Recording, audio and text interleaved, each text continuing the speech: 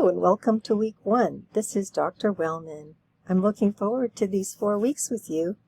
The most important thing you're going to want to do after you've looked at the list of issues where you want to make sure you know how to navigate the course and you have your email set up, you're going to want to print out this assignment checklist.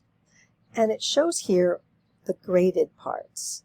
So to be graded, you're going to have 1, 2, 3 posts, the week 1 assignment, and those are the 4 graded items. To get a grade in this course, it's important for you to do the pre-test, and the certification is essential so that we know that you've agreed to do your own work. As we go through the course, you'll see the objectives for the week. These are important to know for the post-test at the end of the course. Your week 1 readings are available here, chapter 1, 2, and 3, and these are available for week 1. You're going to need your textbook by the time we get to week 2. Now, the discussion post relates to some of the assumptions we make about what it is to be old.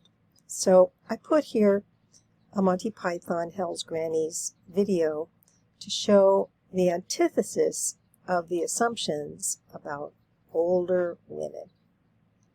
Please do review the psychology discussion requirements carefully, because I'm really interested in seeing how, not only how you express your understanding, but also how you're able to promote further consideration when you do your peer responses. And this means you wouldn't promote further inquiry by asking them questions. You would be promoting inquiry by expanding on their post. That's what that means. So, the week 1 topic is stereotypes of aging, and you have the pages 43 to 52 in your text.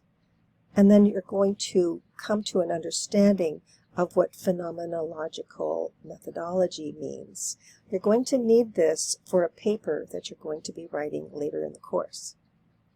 Please do read the summaries, and they're very, very helpful. And if you would like to, it's usually helpful to attend the Kaiser Live overview of the course, which will be every week on Wednesday. I look forward to seeing you.